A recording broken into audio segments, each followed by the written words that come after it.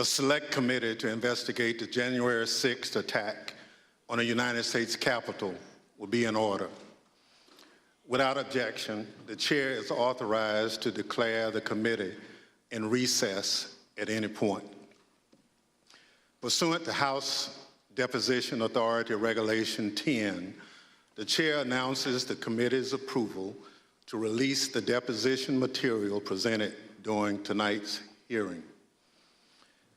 Thanks to everyone watching tonight for sharing part of your evening to learn the facts and causes of the events leading up to and including the violent attack on January 6, 2021.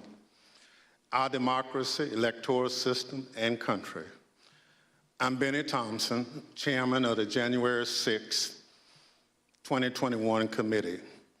I was born, raised, and still live in Bolton, Mississippi, a town with a population of 521, which is midway between Jackson and Vicksburg, Mississippi, and the Mississippi River. I'm from a part of the country where people justify the actions of slavery, the Ku Klux Klan, and lynching. I'm reminded of that dark history as I hear voices today try and justify the actions of the insurrectionists on January 6, 2021. Over the next few weeks, hopefully you will get to know the other members, my colleagues up here, and me. We represent a diversity of communities from all over the United States, rural areas and cities, East Coast, West Coast, and the Heartland. All of us have one thing in common. We swore the same oath. That same oath that all members of Congress take upon taking office and afterwards every 2 years if they are reelected. We swore an oath to defend the Constitution against all enemies, foreign and domestic. The words of the current oath taken by all of us that nearly every United States government employee takes have their roots in the Civil War. Throughout our history, the United States has fought against foreign enemies to preserve our democracy, electoral system, and country. When the United States Capitol was stormed and burned in 1814, foreign enemies were responsible.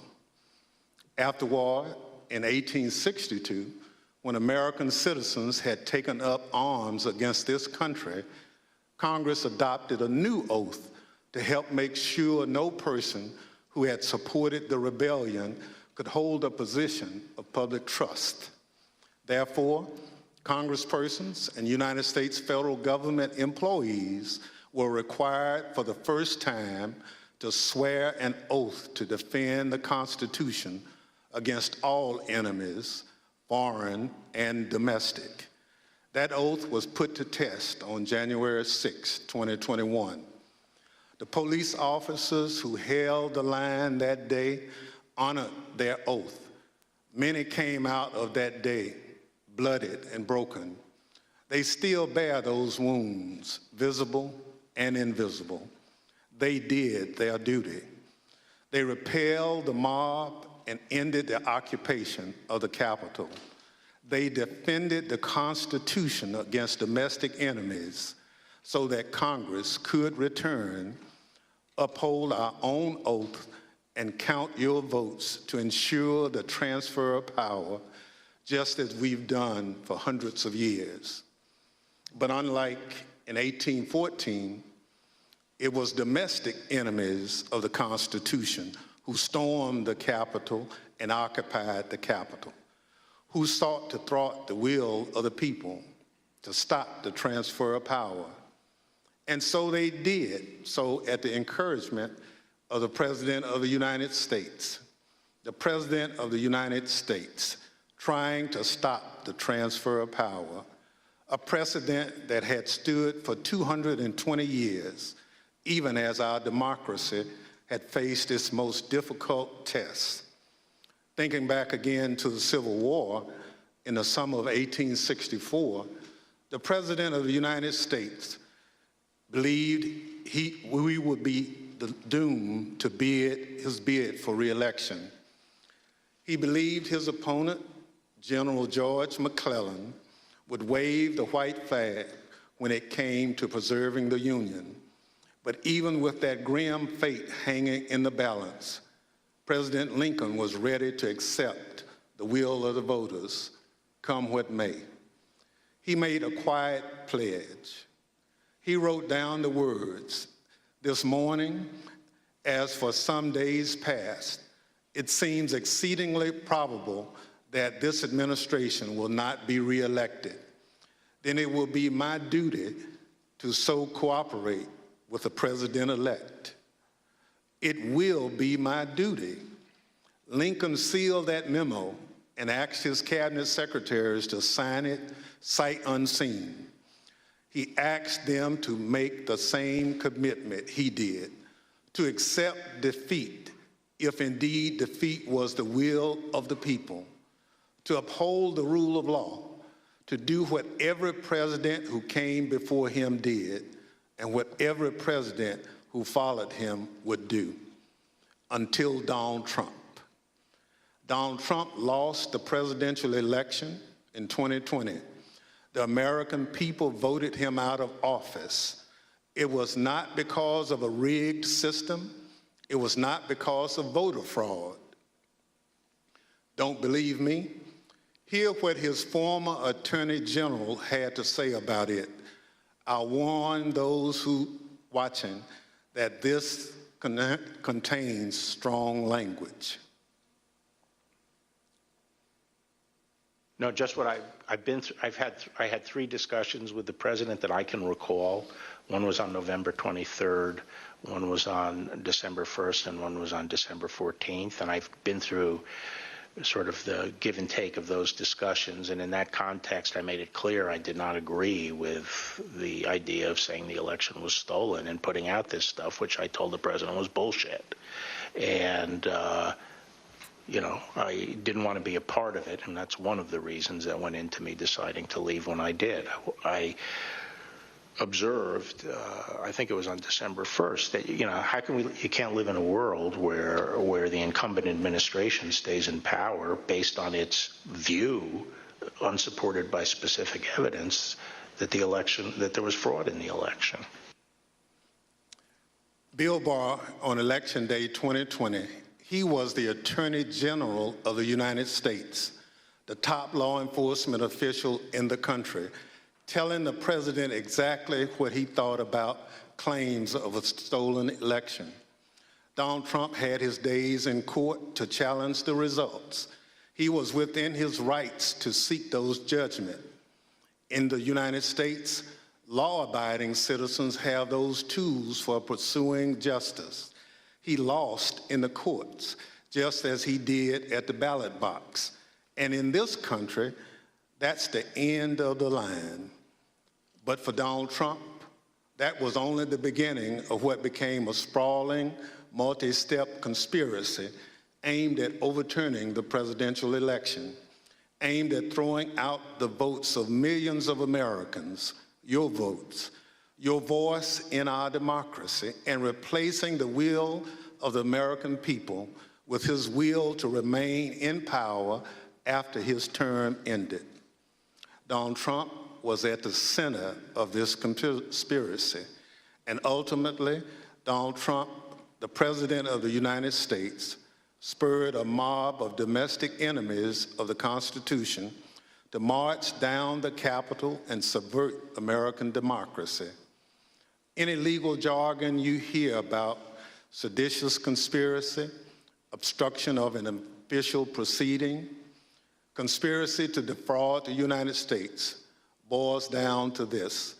January 6th was the culmination of an attempted coup, a brazen attempt, as one writer put it shortly after January 6th, to overthrow the government.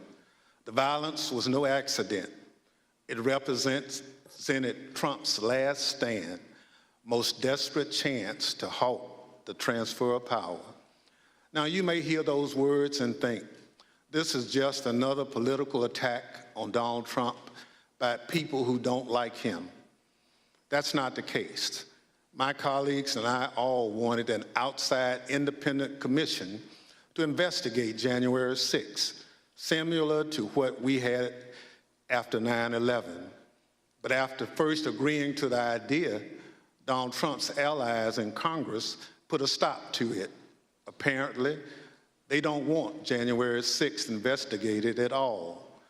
And in the last 17 months, many of those same people have tried to whitewash what happened on January 6th, to rewrite history, call it a tourist visit, label it legitimate political discourse. Donald Trump and his followers have adopted the words of the songwriter, "Do you believe me or your lying eyes?" We can't sweep what happened under the rug.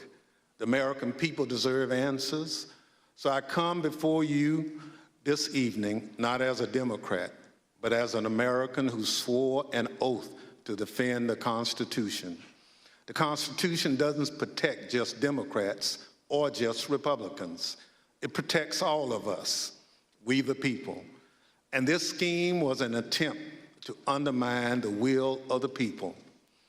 So tonight, and over the next few weeks, we're going to remind you of the reality of what happened that day.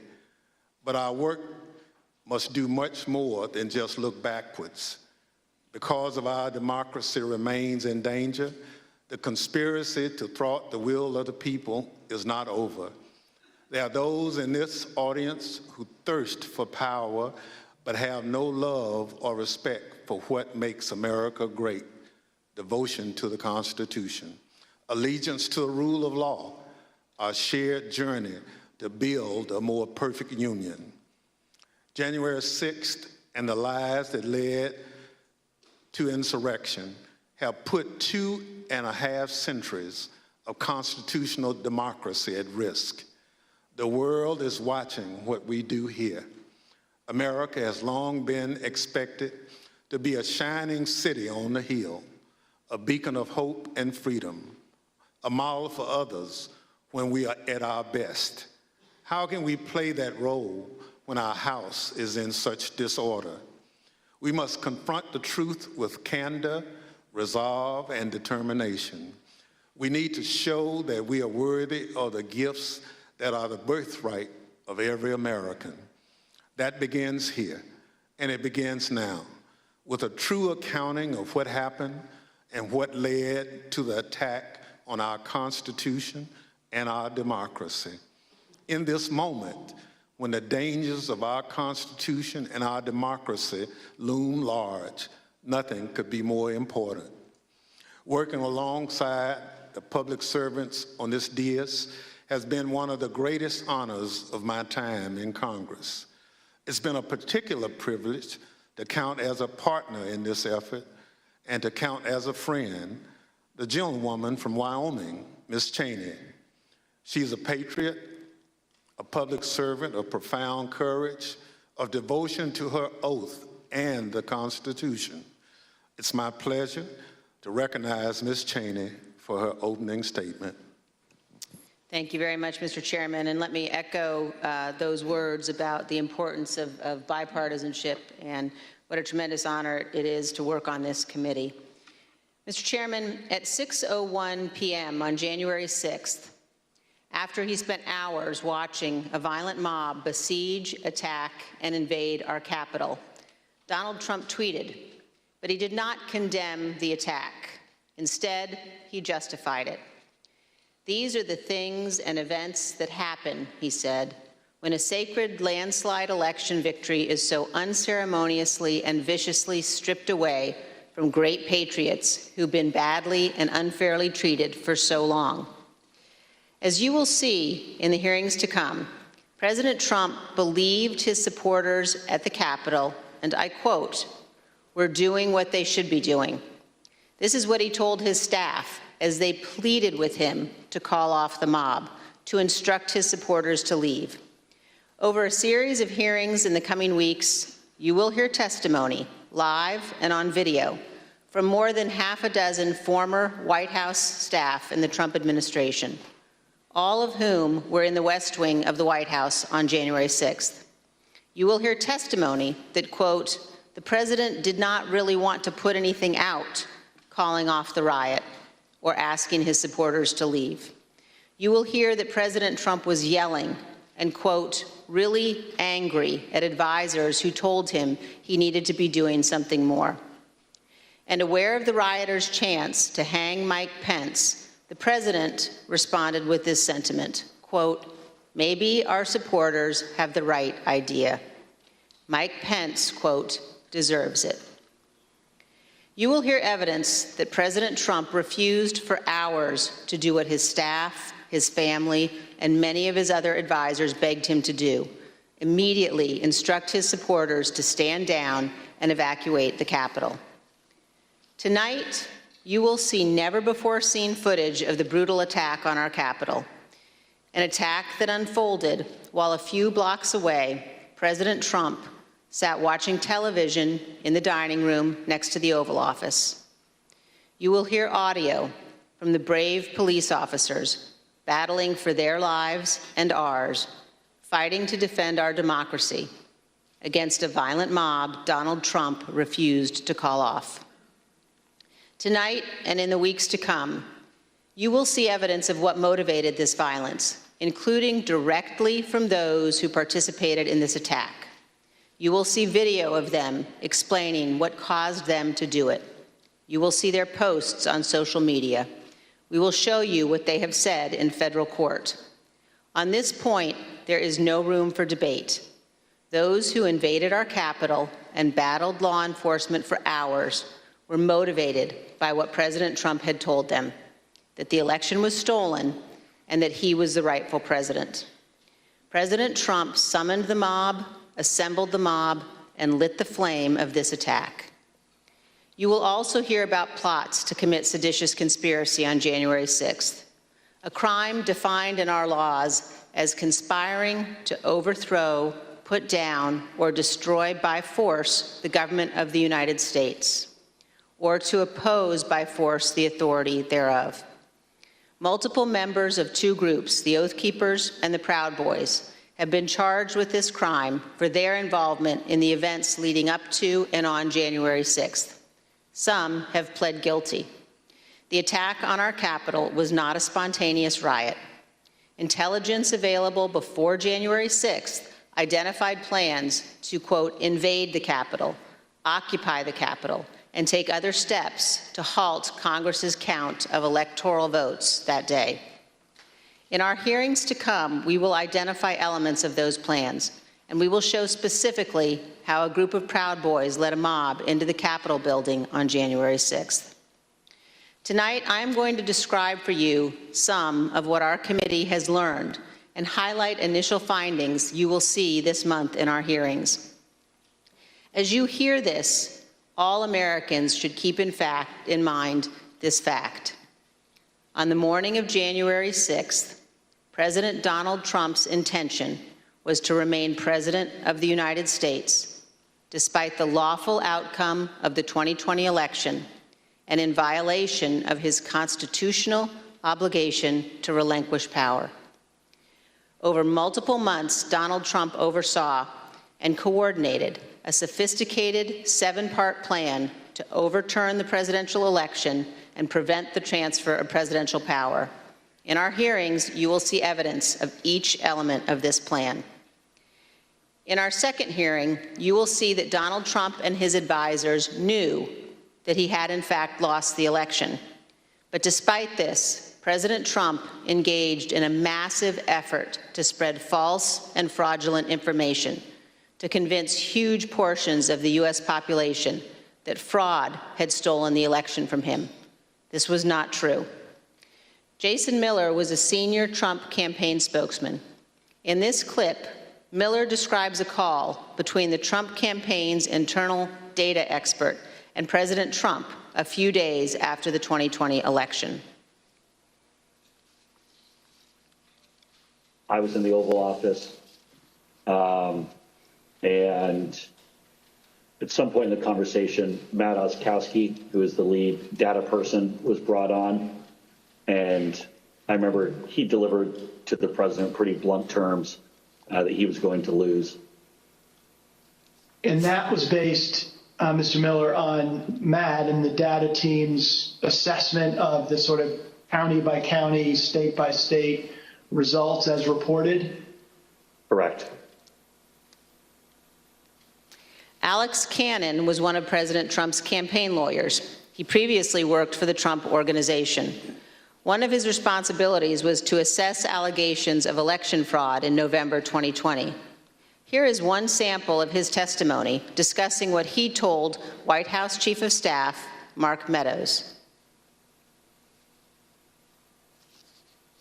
I remember a call with Mr. Meadows, where Mr. Meadows was asking me what I was finding and if I was finding anything.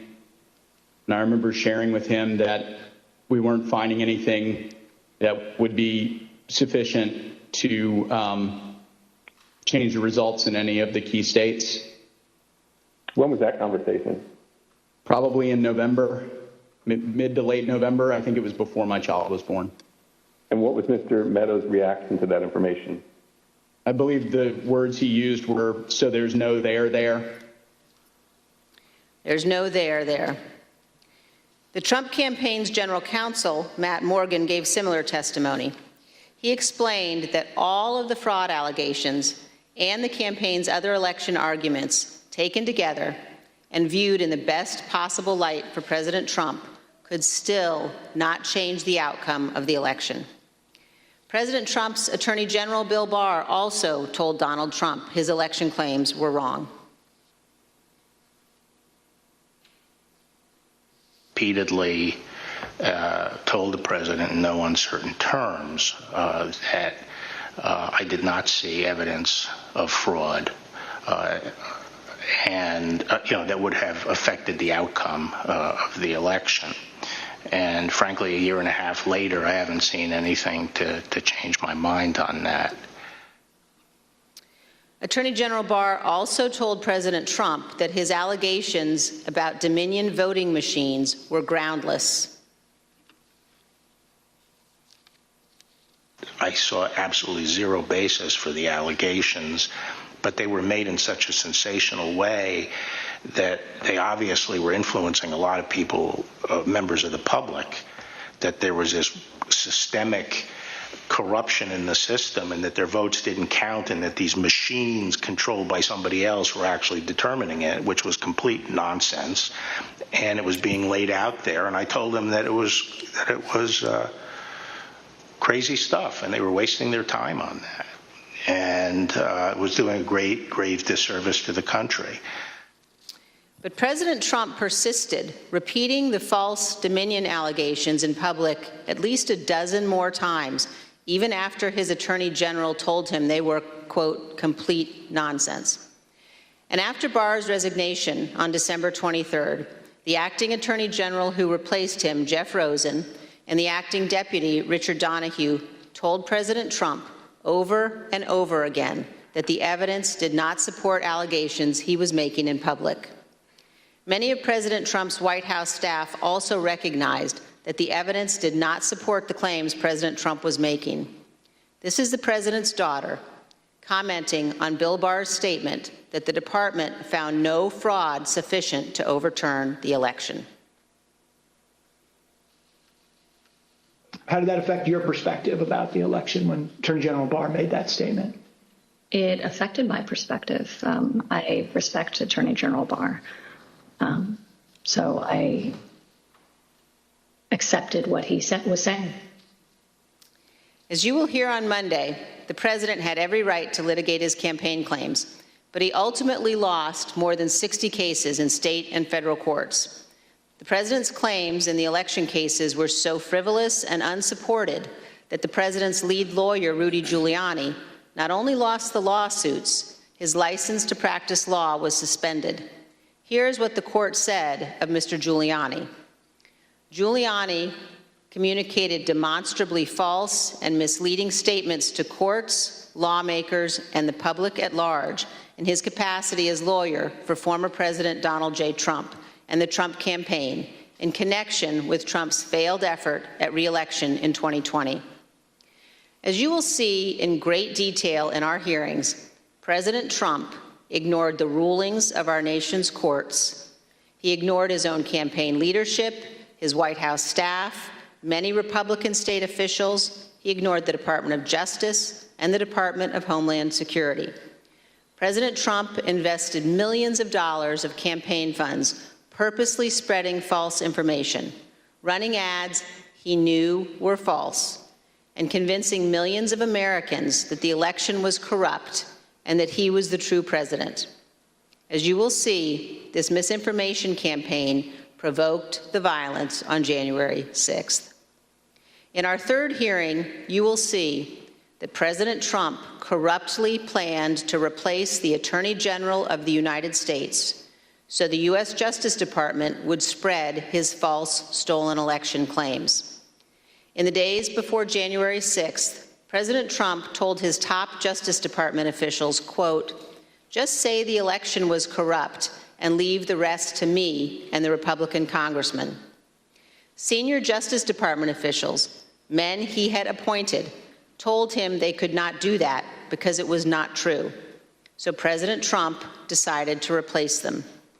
He offered Jeff Clark, an environmental lawyer at the Justice Department, the job of acting Attorney General. President Trump wanted Mr. Clark to take a number of steps, including sending this letter to Georgia and 5 other states, saying the U.S. Department of Justice had, quote, identified significant concerns that may have impacted the outcome of the election. This letter is a lie. The Department of Justice had, in fact, repeatedly told President Trump exactly the opposite, that they had investigated his stolen election allegations and found no credible fraud that could impact the outcome of the election. This letter and others like it would have urged multiple states to withdraw their official and lawful electoral votes for Biden. Acting Deputy Attorney General Richard Donahue described Jeff Clark's letter this way, quote, "This would be a grave step for the department to take and could have tremendous constitutional, political, and social ramifications for this country." The committee agrees with Mr. Donahue's assessment. Had Clark assumed the role of Attorney General in the days before January 6th and issued these letters, the ramifications could indeed have been grave. Mr. Donahue also said this about Clark's plan. And I recall toward the end saying, what you're proposing is nothing less than the United States Justice Department meddling in the outcome of a presidential election. In our hearings, you will hear firsthand how the senior leadership of the Department of Justice threatened to resign, how the White House counsel threatened to resign, and how they confronted Donald Trump and Jeff Clark in the Oval Office. The men involved, including Acting Attorney General Jeff Rosen and Acting Deputy Attorney General Richard Donahue, were appointed by President Trump. These men honored their oaths of office, they did their duty, and you will hear from them in our hearings. By contrast, Jeff Clark has invoked his Fifth Amendment privilege against self-incrimination and refused to testify. Representative Scott Perry, who is also involved in trying to get Clark appointed as Attorney General, has refused to testify here. As you will see, Representative Perry contacted the White House in the weeks after January 6th to seek a presidential pardon. Multiple other Republican congressmen also sought presidential pardons for their roles in attempting to overturn the 2020 election. In our fourth hearing, we will focus on President Trump's efforts to pressure Vice President Mike Pence to refuse to count electoral votes on January 6th. Vice President Pence has spoken publicly about this. President Trump is wrong. I had no right to overturn the election. The presidency belongs to the American people and the American people alone. And frankly, there is no idea more un-American than the notion that any one person could choose the American president. What President Trump demanded that Mike Pence do wasn't just wrong, it was illegal and it was unconstitutional. You will hear this in great detail from the Vice President's former general counsel. Witnesses in these hearings will explain how the former Vice President and his staff informed President Trump over and over again that what he was pressuring Mike Pence to do was illegal. As you will hear, President Trump engaged in a relentless effort to pressure Pence, both in private and in public. You will see the evidence of that pressure from multiple witnesses, live and on video.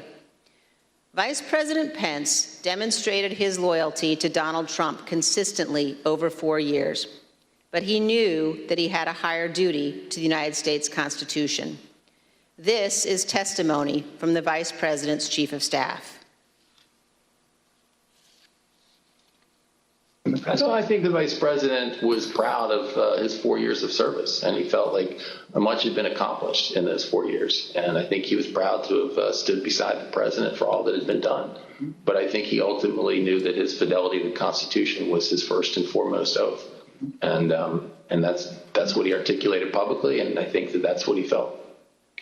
His fidelity to the Constitution was more important than his fidelity to President Trump and his desire. The oath he took. Yep. Yes. You'll also hear about a lawyer named John Eastman. Mr. Eastman was deeply involved in President Trump's plans. You'll hear from former Fourth Circuit federal judge Michael Luttig, a highly respected leading conservative judge. John Eastman clerked for Judge Luttig. Judge Luttig provided counsel to the Vice President's team in the days before January 6th. The judge will explain how Eastman, quote, was wrong at every turn. And you will see the email exchanges between Eastman and the Vice President's counsel as the violent attack on Congress was underway. Mr. Jacob said this to Mr. Eastman: "Thanks to your bullshit, we are under siege." You will also see evidence that John Eastman did not actually believe the legal position he was taking. In fact, a month before the 2020 election, Eastman took exactly the opposite view on the same legal issues. In the course of the Select Committee's work to obtain information from Mr. Eastman, we have had occasion to present evidence to a federal judge. The judge evaluated the facts, and he reached the conclusion that President Trump's efforts to pressure Vice President Pence to act illegally by refusing to count electoral votes likely violated 2 federal criminal statutes. And the judge also said this: if Dr. Eastman and President Trump's plan had worked, it would have permanently ended the peaceful transition of power, undermining American democracy and the Constitution. If the country does not commit to investigating and pursuing accountability for those responsible, the court fears January 6th will repeat itself. Every American should read what this federal judge has written. The same judge, Judge Carter, issued another decision on Tuesday night, just this week, indicating that John Eastman and other Trump lawyers knew that their legal arguments had no real chance of success in court, but they relied on those arguments anyway to try to, quote, overturn a Democratic election. And you will hear that while Congress was under attack on January 6th and the hours following the violence, the Trump legal team in the Willard Hotel war room continued to work to halt the count of electoral votes. In our 5th hearing, you will see evidence that President Trump corruptly pressured state legislators and election officials to change election results.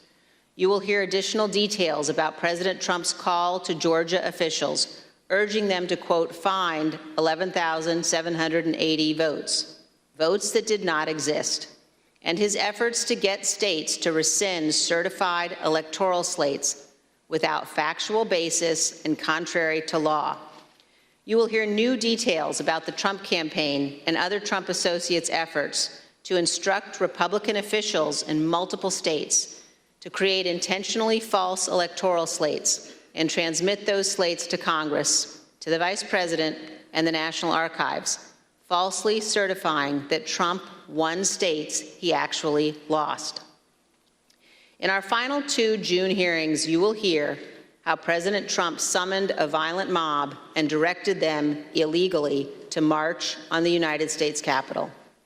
While the violence was underway, President Trump failed to take immediate action to stop the violence and instruct his supporters to leave the Capitol.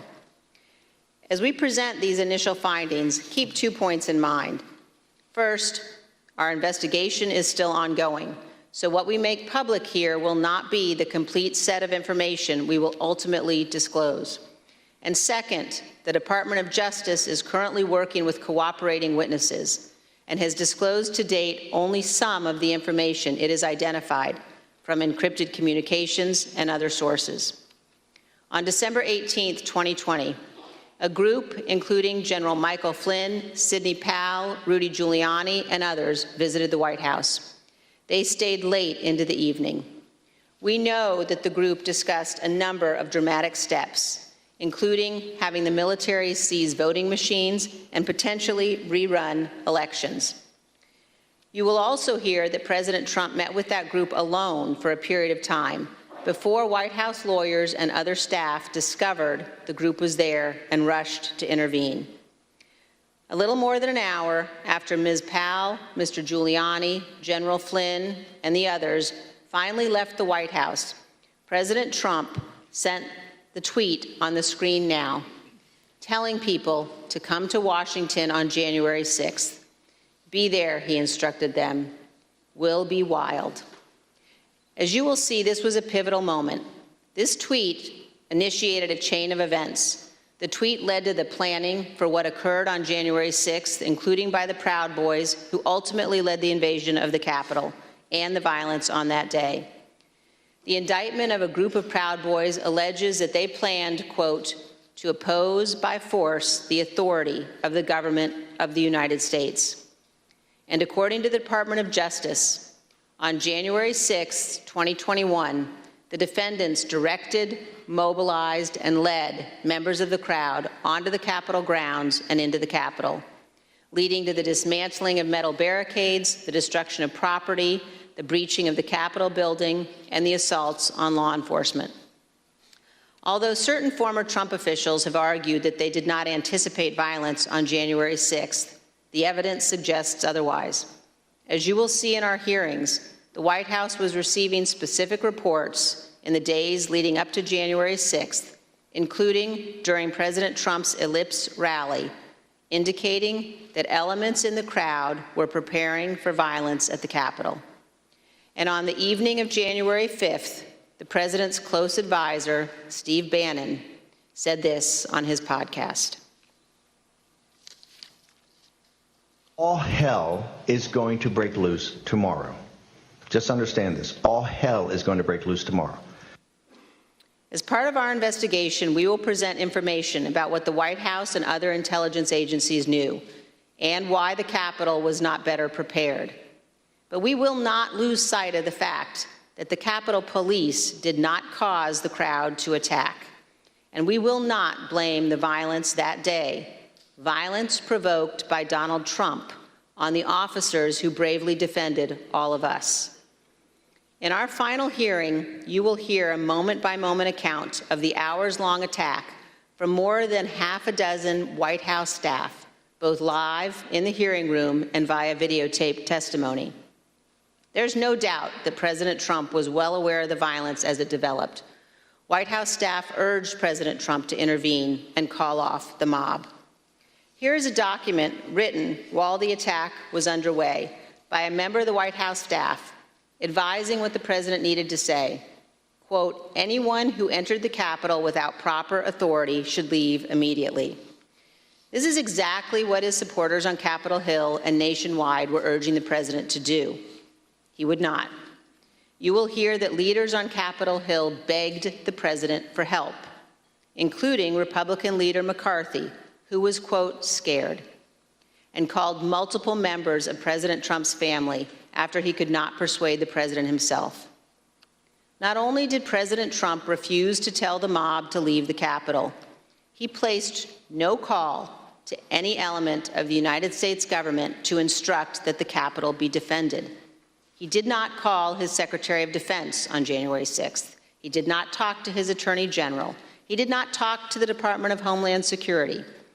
President Trump gave no order to deploy the National Guard that day, and he made no effort to work with the Department of Justice to coordinate and deploy law enforcement assets. But Vice President Pence did each of those things. For example, here is what General Milley, the chairman of the Joint Chiefs of Staff, testified to this committee. There were 2 or 3 calls with Vice President Pence. He was very animated, and he issued very explicit, very direct, unambiguous orders. There was no question about that. And I can get you the exact quotes, I guess, from some of our records somewhere, but he was very animated, very direct, very firm, and to Secretary Miller. Get the military down here, get the Guard down here, put down this situation, etc. By contrast, here is General Milley's description of his conversation with President Trump's Chief of Staff, Mark Meadows, on January 6th. He said, we have to kill the narrative that the Vice President is making all the decisions. We need to establish the narrative that that the president is still in charge and that things are steady or stable or what's that thing. I immediately interpret that as politics, politics, politics. Red flag for me personally, no action, but I remember it distinctly. And you will hear from witnesses how the day played out inside the White House, how multiple White House staff resigned in disgust, and how President Trump would not ask his supporters to leave the Capitol. It was only after multiple hours of violence that President Trump finally released a video instructing the riotous mob to leave. And as he did so, he said to them, quote, "We love you, and you're very special." You will also hear that in the immediate aftermath of January 6th, members of the president's family, White House staff, and others tried to step in to stabilize the situation, quote, to land the plane before the presidential transition on January 20th. You will hear about members of the Trump cabinet discussing the possibility of invoking the 25th Amendment and replacing the President of the United States. Multiple members of President Trump's own cabinet resigned immediately after January 6th. One member of the cabinet suggested that the remaining cabinet officers needed to take a more active role in running the White House and the administration. But most emblematic of those days is this exchange of texts between Sean Hannity and former President Trump's press secretary, Kayleigh McEnany. Sean Hannity wrote, in part, "Key now, no more crazy people, no more stolen election talk. Yes, impeachment and 25th Amendment are real. Many people will quit." Ms. McEnany responded in part, "Love that. That's the playbook." The White House staff knew that President Trump was willing to entertain and use conspiracy theories to achieve his ends. They knew the president needed to be cut off from all of those who had encouraged him. They knew that President Donald Trump was too dangerous to be left alone, at least until he left office on January 20th. These are important facts for Congress and the American people to understand fully. When a president fails to take the steps necessary to preserve our union, or worse, causes a constitutional crisis, we're at a moment of maximum danger for our republic. Some in the White House took responsible steps to try to prevent January 6th. Others egged the president on. Others, who could have acted, refused to do so. In this case, the White House counsel was so concerned about potentially lawless activity that he threatened to resign multiple times. That is exceedingly rare and exceedingly serious. It requires immediate attention, especially when the entire team threatens to resign. However, in the Trump White House, it was not exceedingly rare, and it was not treated seriously. This is a clip of Jared Kushner addressing multiple threats by White House counsel Pat Cipollone and his team of lawyers to resign in the weeks before January 6th. Jared, are you aware of instances where Pat Cipollone threatened to resign? I kind of, like I said, my interest at that time was on trying to get as many pardons done. And I know that, he was always him and the team were always saying, oh, we're going to resign. We're not going to be here if this happens, if that happens. So I kind of took it up to just be whining, to be honest with you. Whining. There's a reason why people serving in our government take an oath to the Constitution. As our founding fathers recognized, democracy is fragile. People in positions of public trust are duty-bound to defend it, to step forward when action is required. In our country, we don't swear an oath to an individual or a political party. We take our oath to defend the United States Constitution. And that oath must mean something. Tonight, I say this to my Republican colleagues who are defending the indefensible. There will come a day when Donald Trump is gone, but your dishonor will remain. Finally, I ask all of our fellow Americans, as you watch our hearings over the coming weeks, please remember what's at stake. Remember the men and women who have fought and died so that we can live under the rule of law, not the rule of men. I ask you to think of the scene in our Capitol Rotunda on the night of January 6th.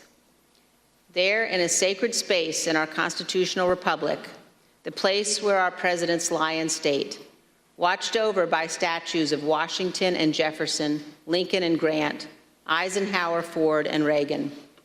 Against every wall that night encircling the room, there were SWAT teams, men and women in tactical gear with long guns, deployed inside our Capitol building. There in the rotunda, these brave men and women rested beneath paintings depicting the earliest scenes of our republic, including one painted in 1824 depicting George Washington resigning his commission, voluntarily relinquishing power, handing control of the Continental Army back to Congress. With this noble act, Washington set the indispensable example of the peaceful transfer of power, what President Reagan called nothing less than a miracle.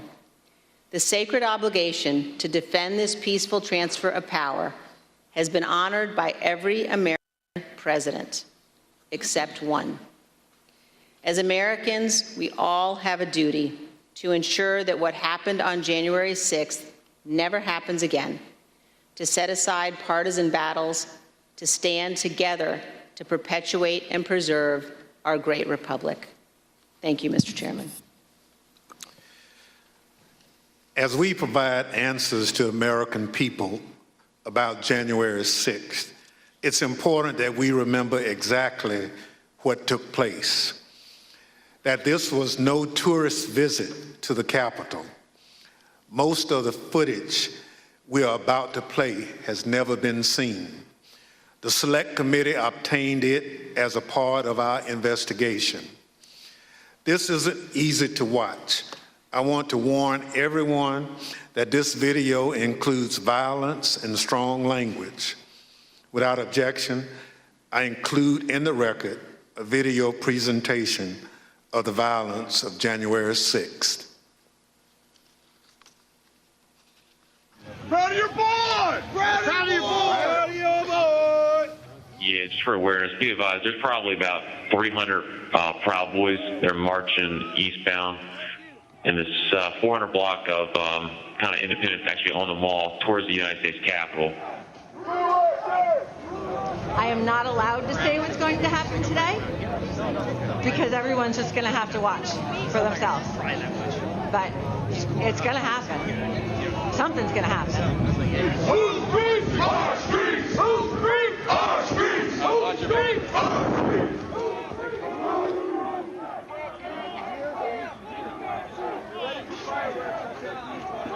If you hurt you. We are on your side. Don't make us go against you. Understand the side. Pick a side. These are our streets. $20 a picture. I hope Mike is going to do the right thing. I hope so. I hope so. Because if Mike Pence does the right thing, we win the election. All Vice President Pence has to do is send it back to the states to recertify. And we become president, and you are the happiest people. Mike Pence is going to have to come through for us. And if he doesn't, that will be a sad day for our country. Because Because you'll never take back our country with weakness. You have to show strength, and you have to be strong.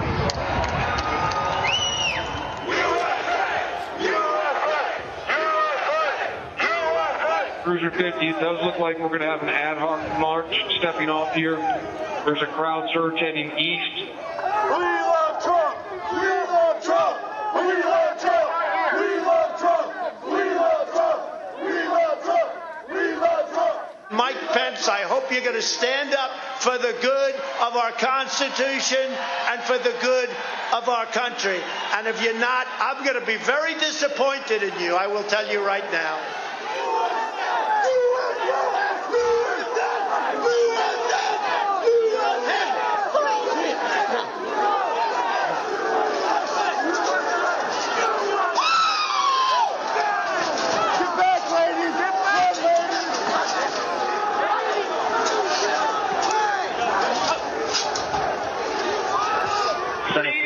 Priority. We just had protesters. Peace circle. Breach the line.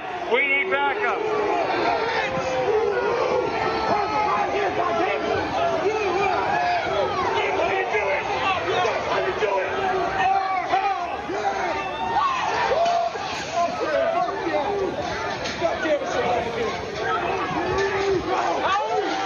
Madam Speaker, the Vice President and the United States Senate.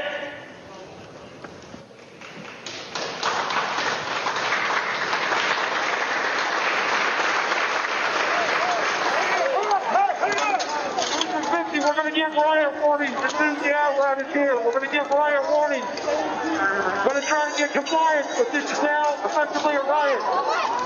49 hours declaring it a riot. Cruiser 5 to 50, be advised, Capitol Police 1 advised they're trying to breach and get into the Capitol. 50, I copy.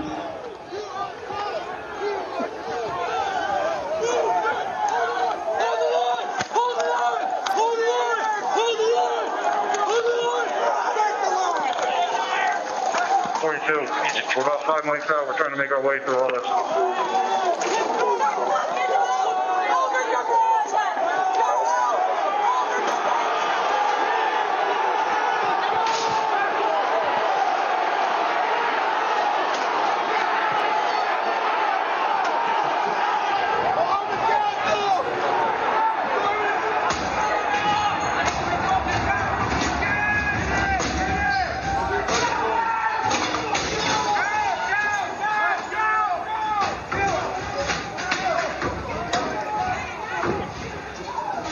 We have a breach of the Capitol!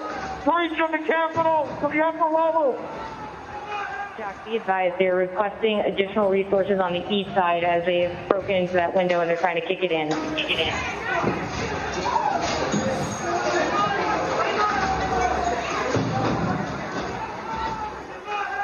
Without objection, the chair declares the House in recess pursuant to Clause 12B of Rule 1. Mike Pence didn't have the courage to do what should have been done to protect our country and our Constitution, giving states a chance to certify a corrected set of facts, not the fraudulent or inaccurate ones which they were asked to previously certify. U.S. demands the truth. Bring out Pence. Bring out Pence. Bring out Pence.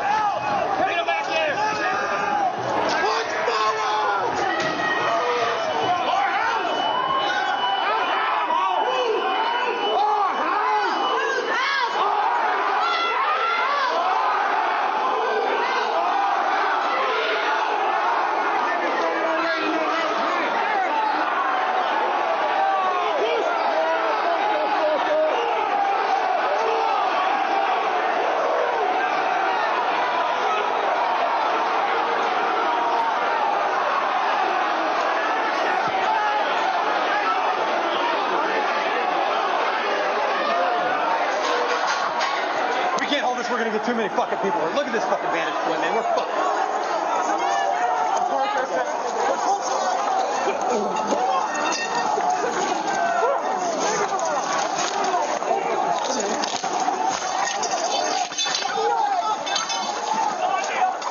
We need an area for the House members. They're all walking over now through the tunnels.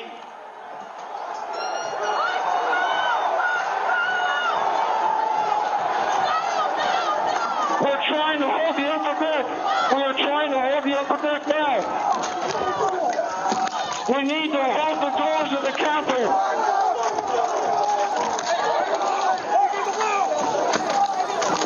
I need court support.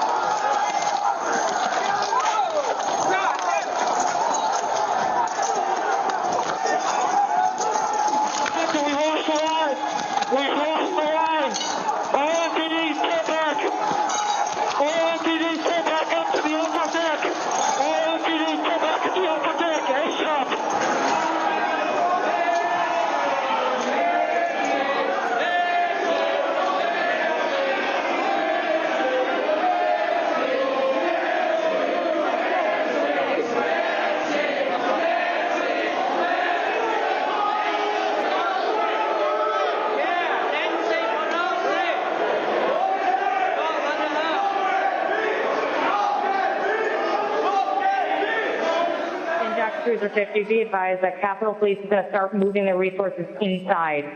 They're going to start the M4 officers first.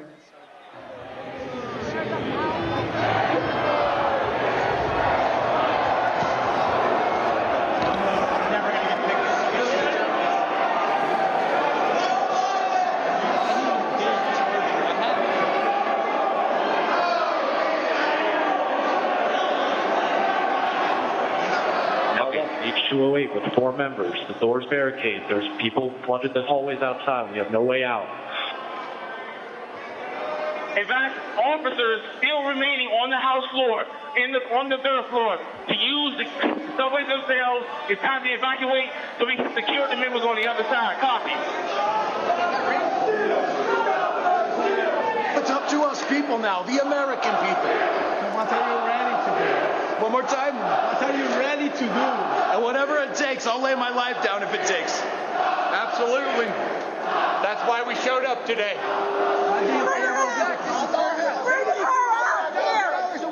Hey, boys, we're coming in if you don't bring her out. Fuck you, you son of a bitch. You back up. I have myself on back.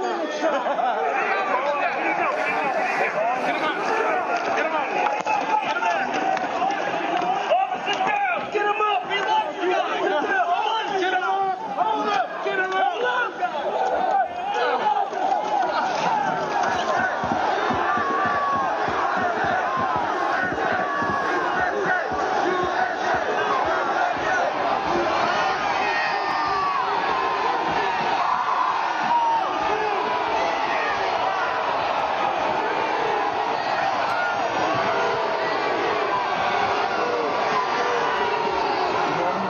Changing to some of that West Karen store for backup.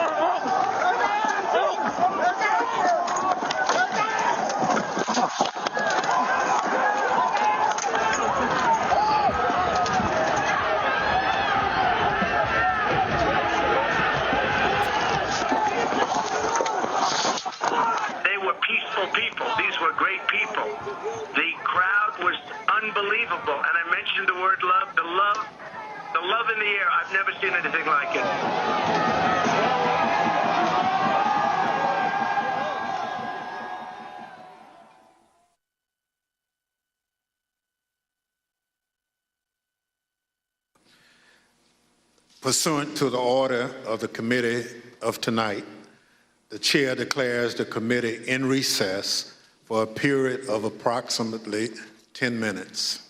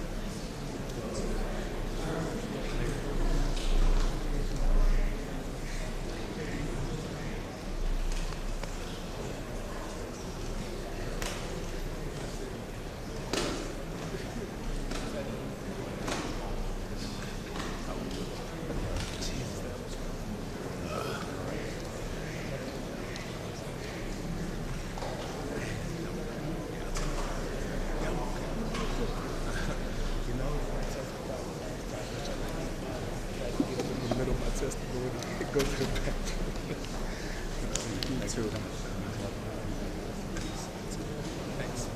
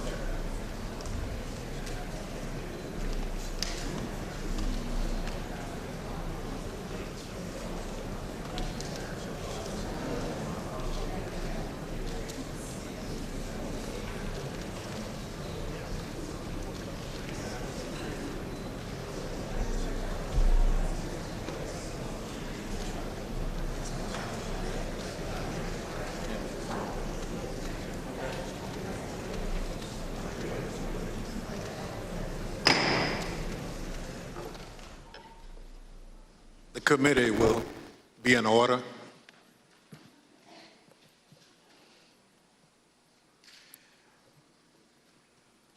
I want to thank our witnesses for being with us this evening to share their firsthand accounts of that terrible day.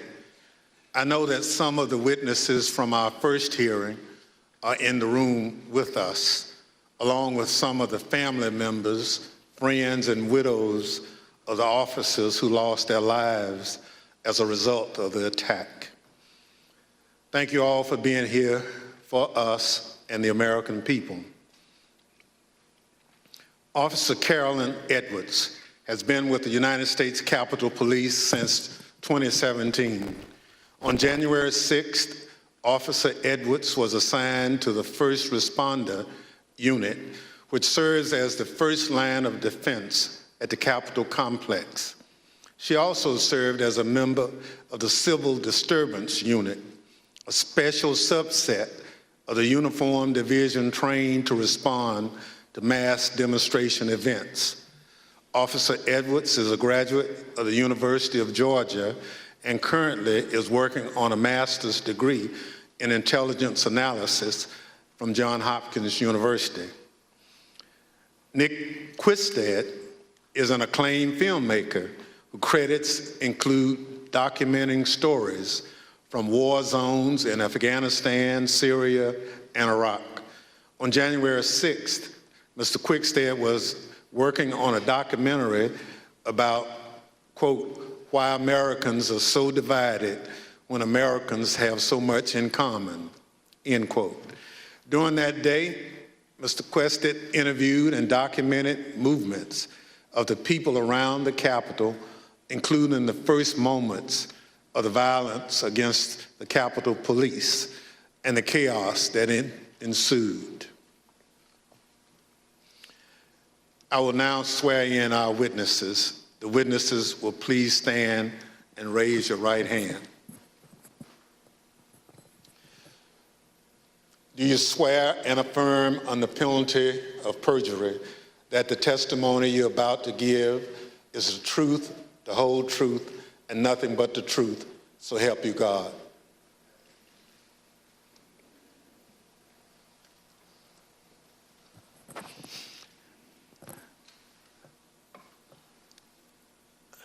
Let the record reflect the witnesses answered in the affirmative. Without objection, the witness's statement will be included in the record. Pursuant to Section 5C8 of House Resolution 503, I recognize myself for questioning.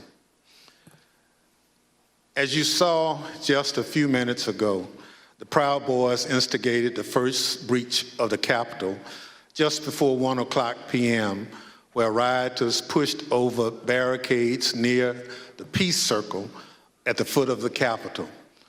Our two witnesses tonight were both there at the time of that first breach.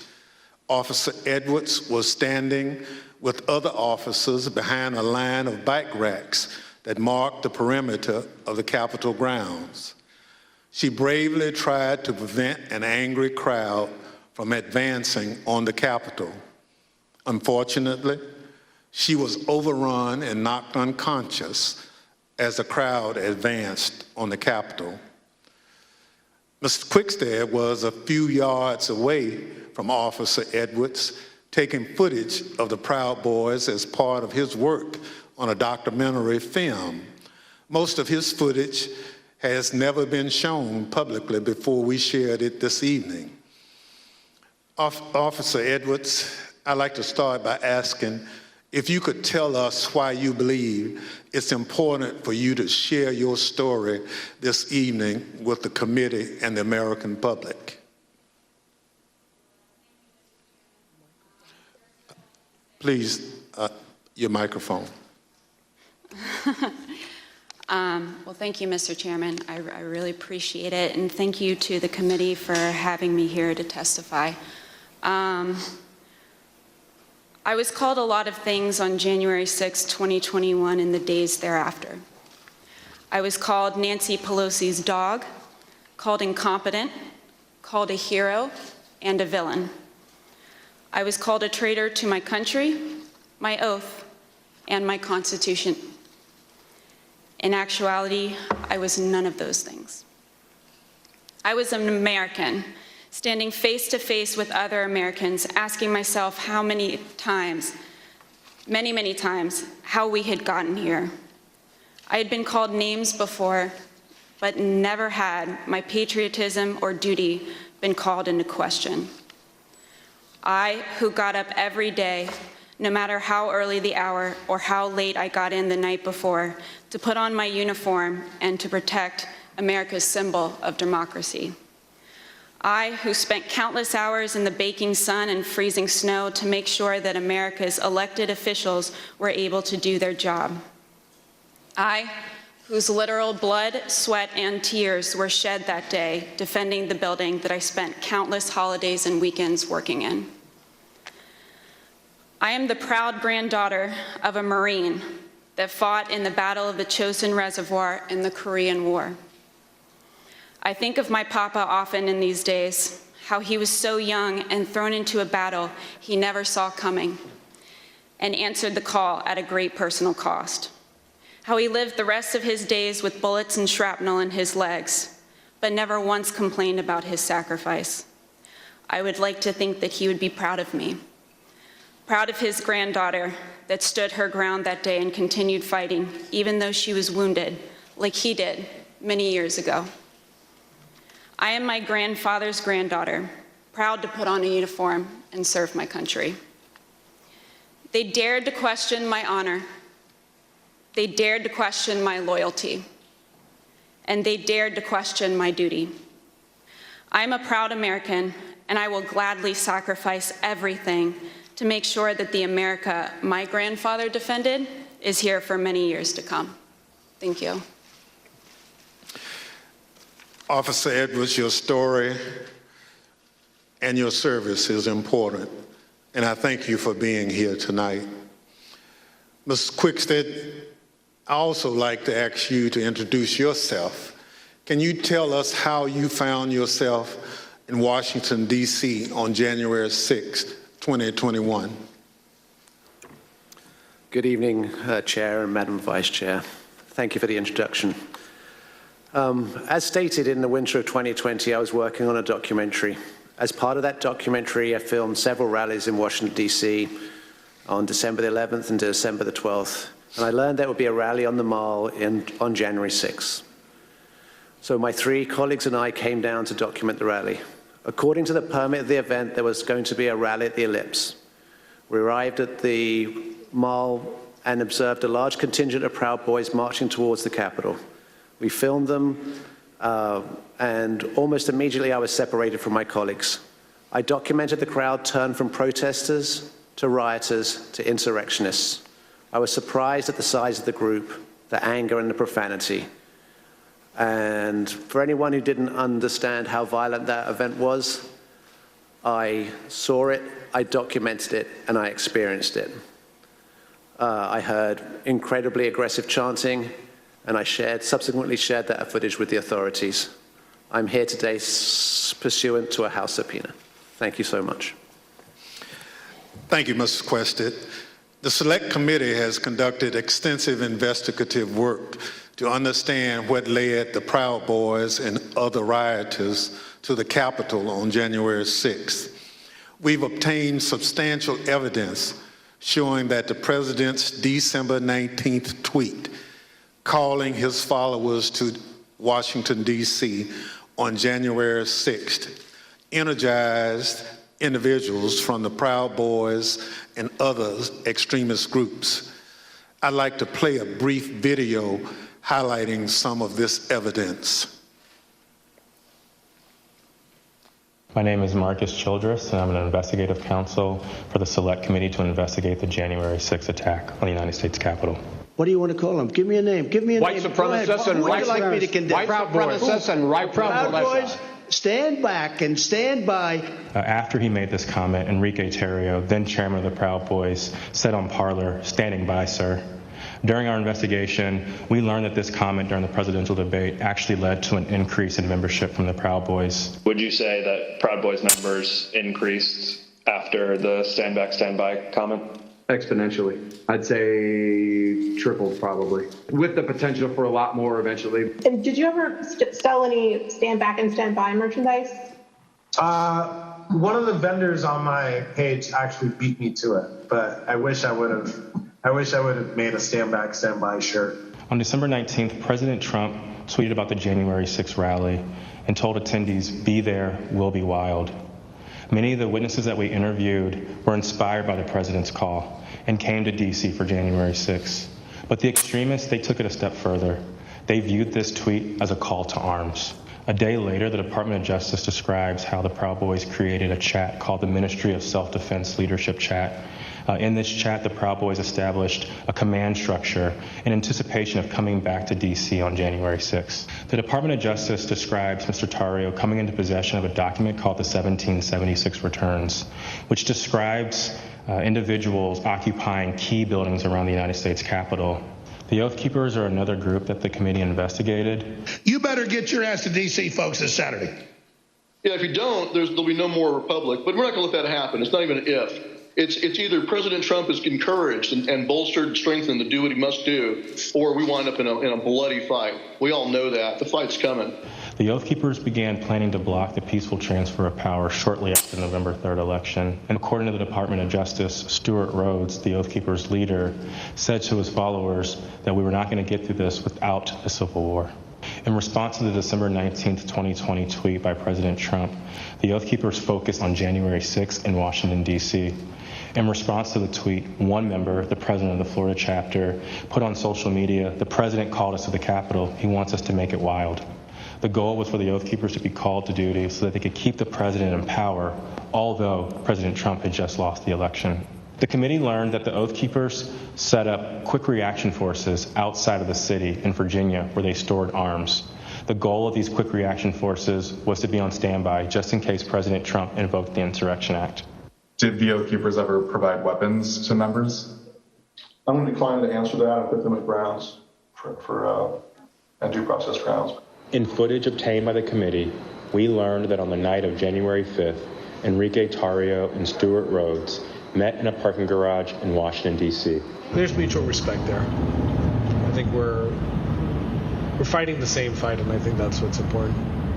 The committee learned that the Oath Keepers went into the Capitol through the east doors in two stack formations. The DOJ alleges that one of the stacks went into the Capitol looking for Speaker Pelosi, although they never found her. As the attack was unfolding, Mr. Tarrio took credit.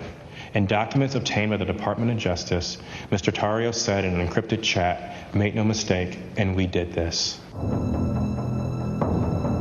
Later on that evening, Mr. Tarrio even posted a video which seemed to resemble him in front of the Capitol with a black cape, and the title of the video was Premonition.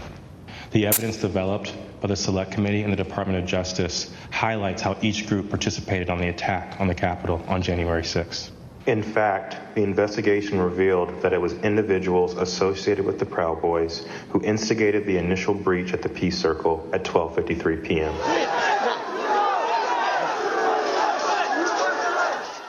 Within 10 minutes, rioters had already filled the Lower West Plaza. By 2 o'clock, rioters had reached the doors on the West and the East plazas. And by 2:13, rioters had actually broken through the Senate wing door and gotten into the Capitol building. A series of breaches followed. At 2:25 p.m., rioters breached the east side doors to the rotunda.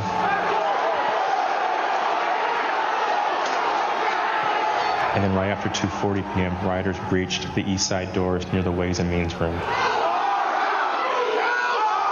Once the rioters infiltrated the Capitol, they moved through the crypt, the rotunda, the hallways leading to the House chambers, and even inside the Senate chambers.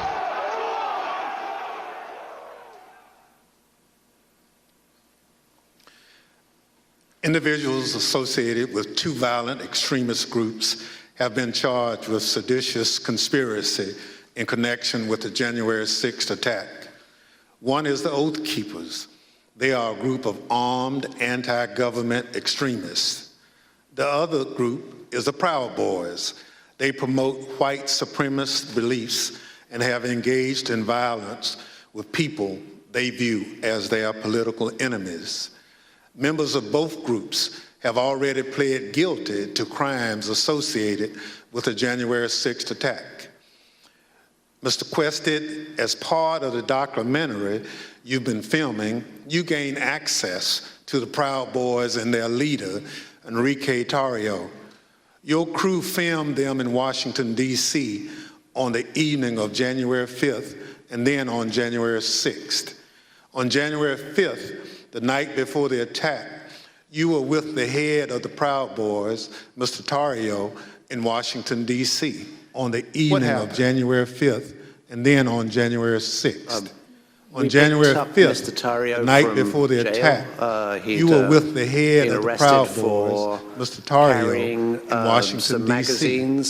What happened? Some extra capacity magazines, and he took responsibility for the burning of the Black Lives Matter flag that was stolen from the church on December the 12th.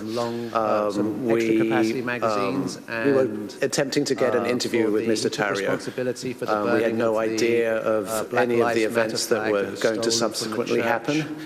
On December the 12th. We drove him to pick up his bags from the property department of the police, which is just south of the mall. We picked up his bags and went to get some other bags from the Phoenix Hotel, where we encountered Mr. Stuart Rhodes from the Oath Keepers.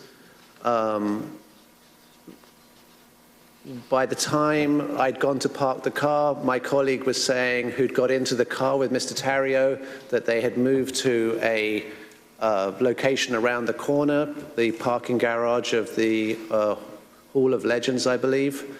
And so we quickly drove over there. We drove down into the parking garage and filmed the scene of Mr. Tarrio and Mr. Rhodes and certain other individuals in that garage.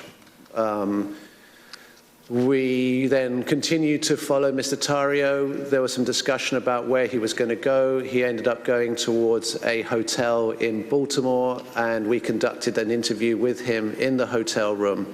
And then we returned to DC for that night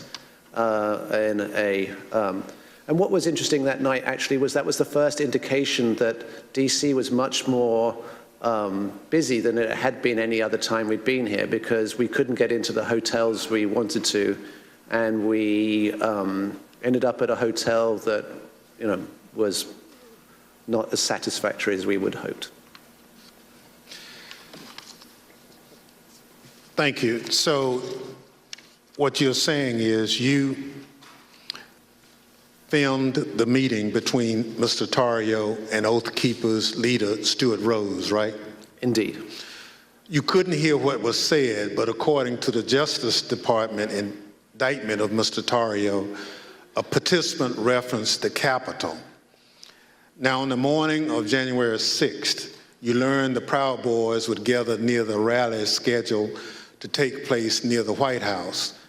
What time did you meet up with the Proud Boys, and what was happening when they met?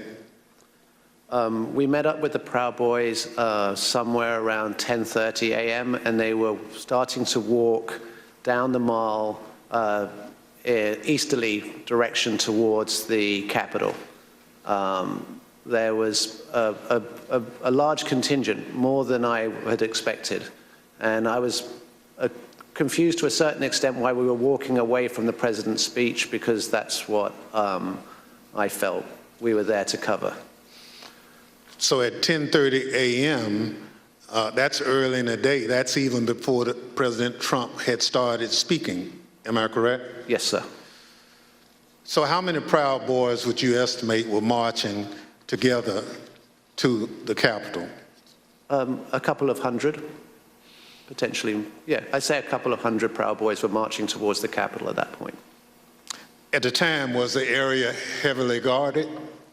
No, that was, I remember we walked down the mall, we walked to the right of the reflecting pool, and then north along the road that leads to the Peace Circle. And as we were walking past the peace circle, I framed the Proud Boys to the right of my shot with the Capitol behind, and we see one sole police officer at the barriers, which subsequently breached. We then walk up and past a tactical unit preparing, and you see that in the film where the man questions their duty and their honor, and you see maybe a dozen Capitol Police putting on their riot gear. So how would you describe the atmosphere at that time? The atmosphere it seemed to be much darker. I make efforts to create a familiarity between myself and my subjects to make them feel comfortable. And the atmosphere was much darker at this day than had been in these other days. And there was also a contingent of Proud Boys that I hadn't met before from Arizona who appeared to wear these orange hats and had orange armbands. So when the Proud Boys went back down the hill to the Peace Circle, did a larger crowd start together? Well, no. First of all, we went round to the back and down the steps, and we took some photographs on the east side of the Capitol, and then we went for lunch. We went for tacos. So, Mr. Questa, you're a journalist, so you are careful to stick to things that you have observed. But what you've told us is highly relevant. Let me highlight a few key facts that you and others have provided the committee. First, there was a large group of Proud Boys present at the Capitol. We know that from multiple sources. You now estimate that there were around 250 to 300 individuals that you've testified. They weren't there for President Trump's speech. We know this because they left that area to march toward the Capitol before the speech began. They walked around the Capitol that morning. I'm concerned this allowed them to see what defenses were in place and where weaknesses might be. And they decided to launch their attack at the Peace Circle, which is the front door of the Capitol complex. It's the first security perimeter that those marching from the ellipse would have to come to as they moved toward the Capitol. The Peace Circle walkway was always where the thousands of angry Trump supporters would arrive after President Trump sent them from the ellipse. The Proud Boys timed their attack to the moments before the start of the joint session in the Capitol, which is also where President Trump directed the angry mob, "We fight like hell," end quote. He told them before sending them down Pennsylvania Avenue, right to where the Proud Boys gathered and where you were filming. Now, a central question is whether the attack on the Capitol was coordinated and planned. What you witnessed is what a coordinated and planned effort would look like. It was the culmination of a months-long effort spearheaded by President Trump. Mr. Questa, thank you for your eyewitness account of the lead up to the breach of the Peace Circle. This brings us to a point in time where you and Officer Edwards were in close proximity. At this point, I reserve the balance of my time pursuant to 5C, Section 8 of House Resolution 503. The chair recognizes the gentlewoman from Wyoming, Ms. Cheney, for questioning. Thank you very much, Mr. Chairman. Officer Edwards, I want to start by thanking you for your service and thank you for your courage. Thank you for being here this evening. I know that it's not easy to relive what happened for you and for the officers behind you and for the family members of officers in the audience this evening. But it's really important for the country to have a full accounting and understand what happened. I want to start, Officer Edwards, with a short clip that shows the horrible moment when you were injured as the peace circle was breached.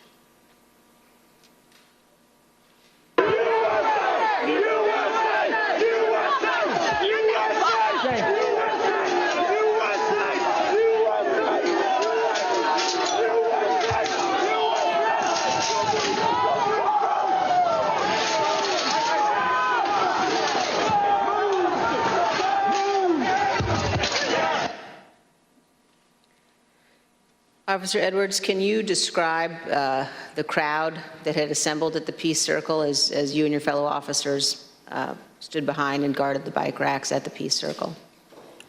Yes, so there were about, I want to say about 5 of us on that line.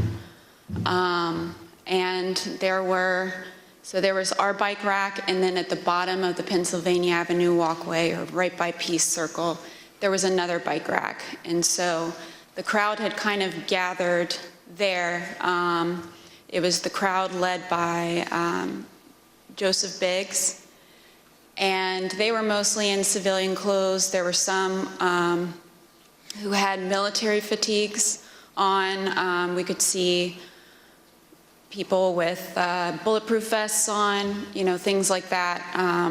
They didn't seem, extremely cohesive, but they had gathered there in their outfits, but they had gathered there together, and Joseph Biggs started, he had a megaphone, and he started talking about, first it was things kind of relating to Congress, and then the tables started turning once the, what is now the Arizona group is what you said, the crowd with orange hats, they came up chanting F-U-C-K, Antifa, and they joined that group. And once they joined that group, Joseph Biggs' rhetoric turned to the Capitol Police. He started asking us questions like, you didn't miss a paycheck during the pandemic. Mentioning stuff about our pay scale was mentioned. And, started turning the tables on us. And I've worked, I can, conservatively say probably hundreds of civil disturbance events. I know when I'm being turned into a villain, and that's when I turned to my sergeant and I stated the understatement of the century. I said, Sarge, I think we're gonna need a few more people down here. And so after that, I think they started conferring. They went a little silent. They started conferring among each other. I saw the person now identified as Ryan Samsel. He put his arm around Joseph Biggs, and they were talking, and then they started approaching the first barricade. They ripped the first barricade down, and they approached our bike racks. At that time, we started holding on, grabbing the bike racks. There weren't many of us, so I grabbed the middle between 2 different bike racks. And, I wasn't under any pretense that I could hold it for very long, but I just wanted to, make sure that we could get more people down and get our CDU units time to answer the call. So we started grappling over the bike racks. I felt the bike rack come on top of my head, and I was pushed backwards, and my foot caught the stair behind me, and my chin hit the handrail, and then at that point I had blacked out, but the back of my head clipped the concrete stairs behind me. And you were knocked unconscious, is that right, Officer Edwards? Yes, ma'am. but then when you regained consciousness, even with the injuries, you returned to duty. Is that right? Yes, ma'am. At that time, adrenaline kicked in. I ran towards the West Front, and I tried to hold the line at the Senate steps at the Lower West Terrace. More people kept coming at us. It just seemed like, more and more people started, coming onto the West Front. They started overpowering us. And that was right about when MPD's officers showed up. Their bike officers pushed the crowd back and allowed our CDU units as well as theirs to form that line that you see, that very thin line between us and the protesters or the rioters, at that time. I fell behind that line, and for a while I started decontaminating people who had gotten sprayed and treating people medically who needed it. And then you were injured again there on the West Terrace. Is that right, Officer Edwards? Yes, ma'am. So after a while, I got back on the line. It was on the house side of the Lower West Terrace. And I was holding that line for a while. There weren't many of us over there. And Officer Sicknick was behind me for most of the time, for about 30 to 45 minutes that I was down there. We were just, as the best we could, we were just, grappling over bike racks and trying to hold them as quick as possible. All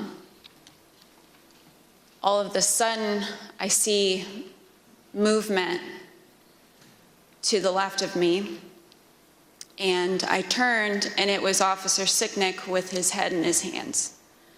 And he was ghostly pale, which I figured at that point that he had been sprayed, and I was concerned. My, cop alarm bells went off, because if you get sprayed with pepper spray, you're going to turn red.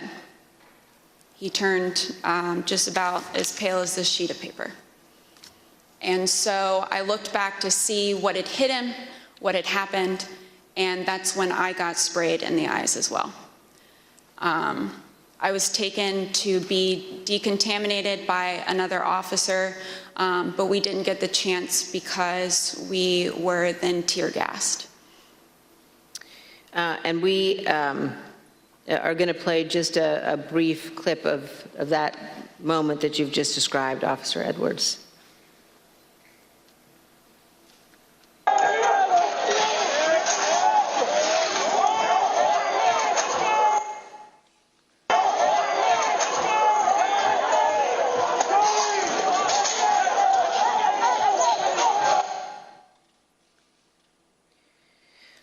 Officer Edwards, I just want to thank you for being here. And I know, again, how difficult it is. I know the family of Officer Sicknick as well, who's here tonight. And one of the things one of the Capitol Police officers said to me recently was to ask me whether or not, as members of Congress, all of us understood that on that day, on January 6th, when we were evacuated from the chamber, were led to a safe, undisclosed location, whether we knew that so many of you had rushed out of the building and into the fight. And I can assure you that we do know that, and that we understand how important your service is. Thank you for your continued work with our committee and the interviews, and thank you very much for both of you for being here this evening. Mr. Chairman, I yield back. Thank you very much. Ms. Edwards, can you give us one memory of that awful day that stands out most vividly in your mind? I can. That time when I talked about falling behind MPD's line,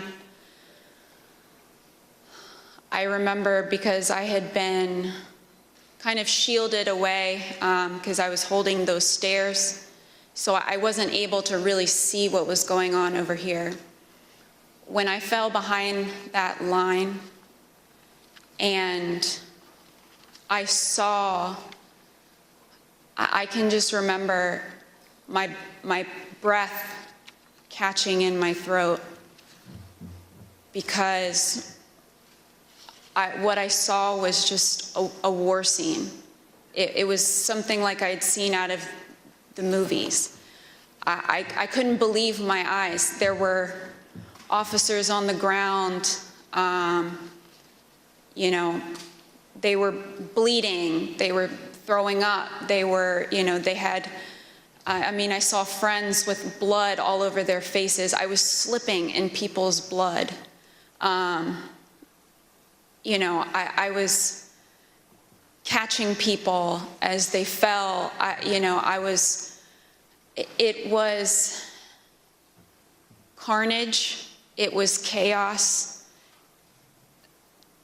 I can't even describe what I saw. Never in my wildest dreams did I think that as a police officer, as a law enforcement officer, I would find myself in the middle of a battle.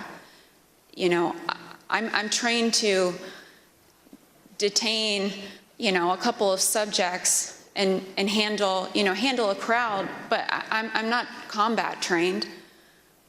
And that day, it was just hours of hand-to-hand combat, hours of dealing with things that were way beyond any law enforcement officer has ever trained for. And I just remember that moment of stepping behind the line and just seeing the absolute war zone that the West Front had become.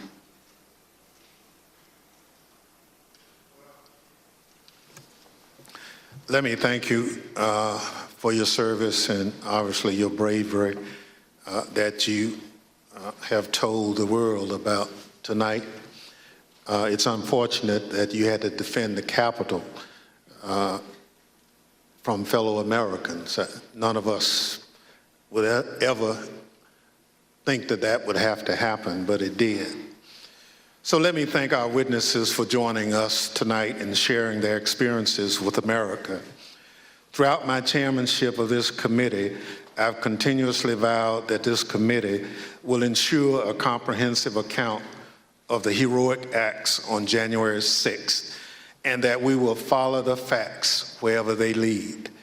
Your testimony is an essential part of that record and helps us do our job. Mr. Quested, thank you for sharing your footage and your account of the day's events with us. The images you recorded and have shared with the committee do a better job than any of our words in reinforcing the violence of January 6th.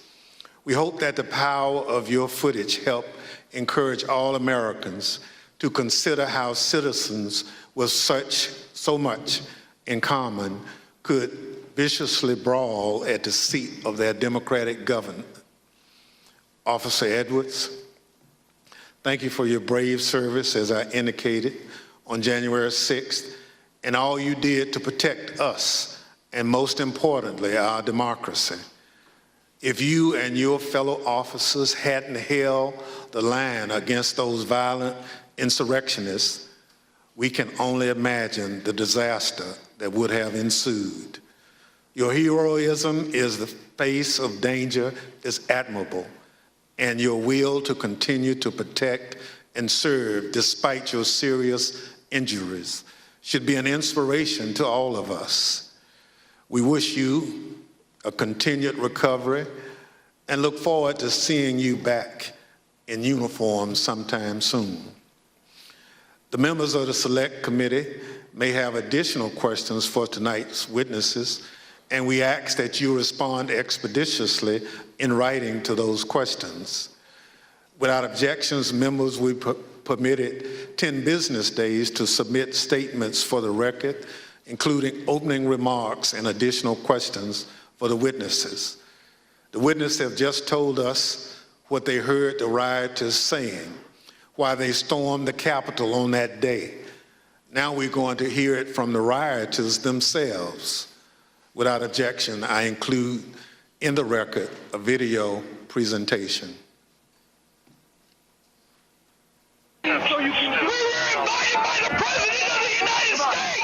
What really made me want to come was the fact that, I had supported Trump all that time.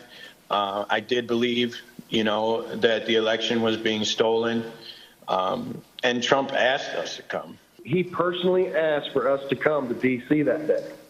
And I thought, for everything he's done for us, if this is the only thing he's going to ask of me, I'll do it. We're going to walk down to the Capitol. Did you recall President Trump mentioning going to the Capitol during his speech? Oh, yeah. So that's one of my disappointments. He said he was going to go with us, that he was going to be there. I know why I was there, and that's because he called me there, and he laid out what is happening in our government. He laid it out. But I remember Donald Trump telling people to be there, right? I mean, to support. So you mentioned that the president asked you. Do you remember a specific message? Basically, yeah, he asked for us to come to D.C., that big things are going to happen. What got me interested, he said, I have something very important to say on January 6th or something like that, is what got me interested to be there. Trump has only asked me for two things. He asked me for my vote, and he asked me to come on January 6th. When the committee reconvenes next week, we're going to examine the lies that convinced those men and others to storm the Capitol, to try to stop the transfer of power. We're going to take a close look at the first part of Trump's attack on the rule of law, when he hit the fuse that ultimately resulted in the violence of January 6th. Without objection, and with that, the committee stands adjourned.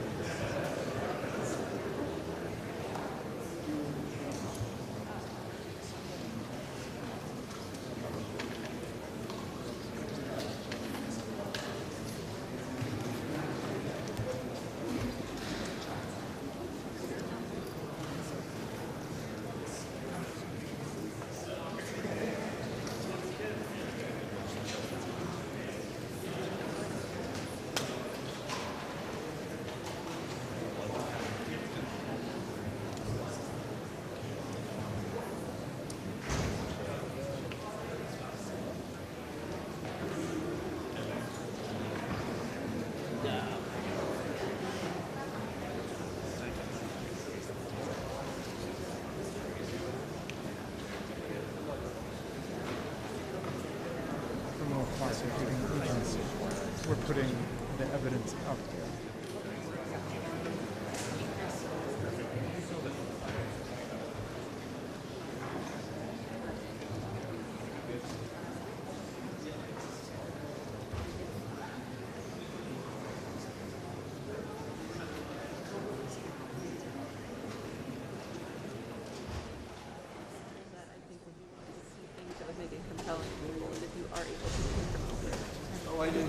If you are able to present evidence of a crime, that's one of the things that I think would be most compelling to people. Yes. You want to be compelling, so. No, we just want to tell the truth. We're just trying to get the facts out. So but there was evidence of dozens of crimes shown tonight. And there have been more than 800 prosecutions brought. So, unfortunately, this is a cesspool of criminal activity that is staring America in the face. Thank you.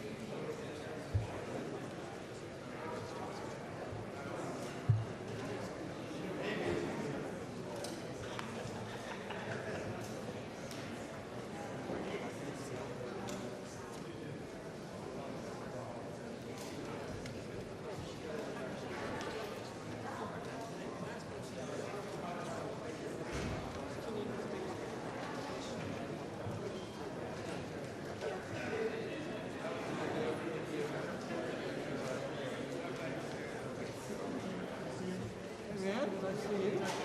Huh?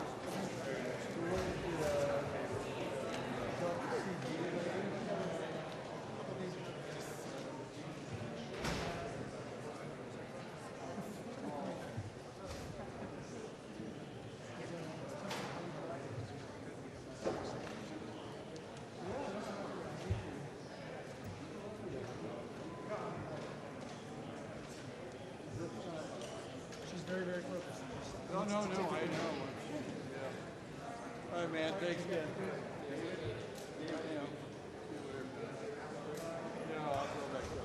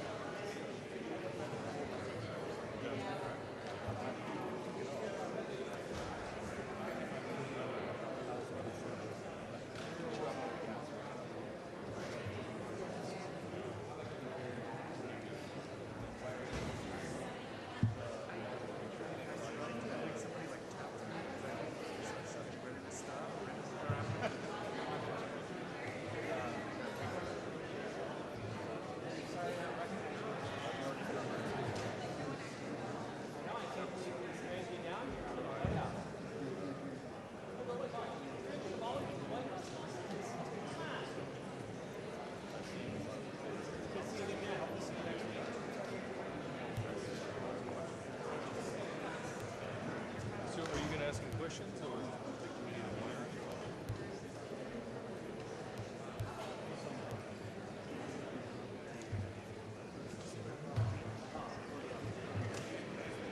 Let's pull them out.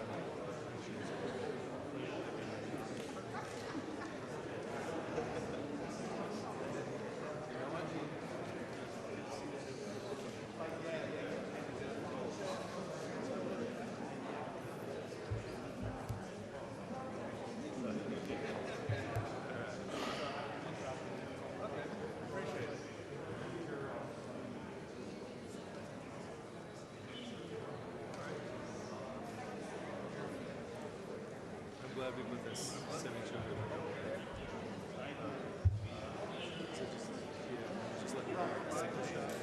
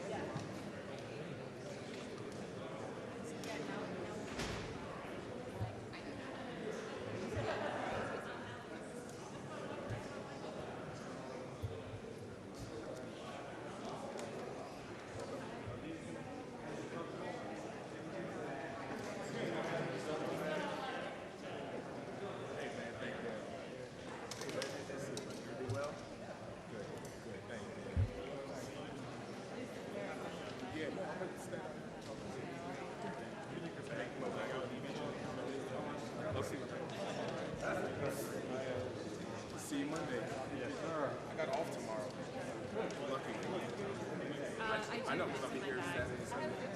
I know. Good seeing you. Right. Thank you, guys. Not for that, not for this. Yeah. Good with you.